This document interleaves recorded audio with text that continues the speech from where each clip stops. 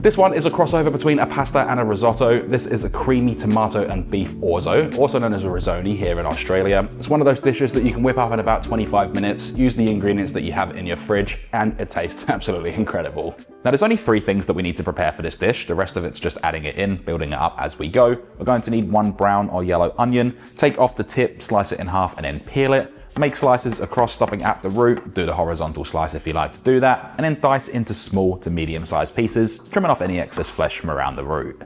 Along with the onion, we need 4 cloves of freshly peeled garlic. Run these along a microplane to create that nice paste. If you don't want to do this, you can roughly chop them, and you can also thinly slice them. That choice is all yours. Last but not least is a little bit of flat leaf parsley. It's just an optional ingredient, you don't have to use it. I'm going to add it in the end, just folding it through, as well as using it as a garnish. And all we want to do with this is roughly chop it. Make sure there's no large leaves or stems. Place a pan over a medium-high heat, add in 1 tablespoon of olive oil, and then when that's nice and hot, add in the onions, along with a nice little pinch of salt, and then start sauteing this for about 4 to 5 minutes, mixing it around regularly. We don't want to gain too much color on this, we just want it to start getting a little bit transparent. Once that's achieved, add in the garlic, and if you have a paste, just make sure that it doesn't clump up and stick to the pan. No matter how non-stick your pan might be, it will always happen, so just break that up and make sure it isn't clumped, and cook this for 1 minute.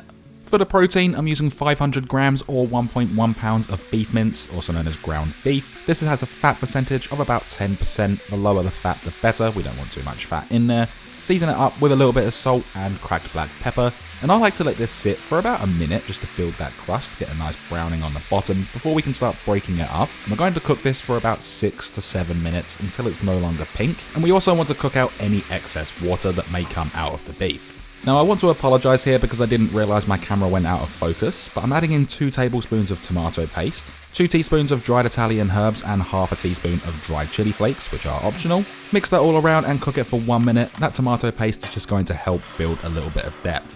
Now that we're back in focus, add in 400 grams of tomato passata, also known as tomato sauce, with a little bit of water to rinse out the can, 200 milliliters of beef, chicken, or vegetable stock, 1 1/4 cups of thickened cream with a fat percentage of about 35%, and then 1 1/2 cups or 300 grams of orzo, also known as risoni here in Australia, and then season to taste with salt and cracked black pepper.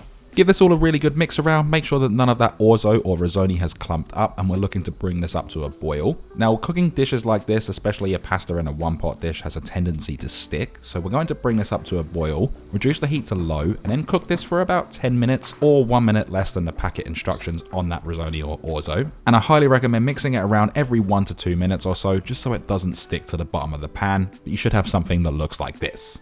At this point, I'm adding in 120 grams of washed baby spinach. I know it looks like a lot right now, but once we mix it through, it will pretty much wilt down to nothing. We want to cook this for about 1 to 2 minutes, only until it has wilted. Also, if you find that this becomes too thick at any point and you want it a little bit thinner, simply reduce it down with a little bit more stock. Just simply mix it through until you get that consistency that you like. Everyone is different. Some people like this thick, some people like it really thin. That choice is all yours.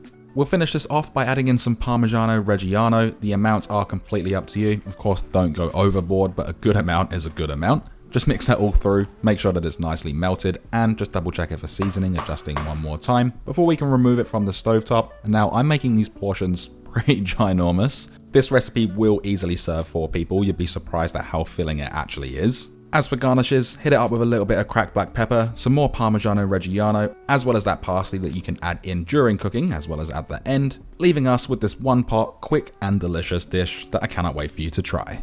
As always, with everything said and done, we can then dig in.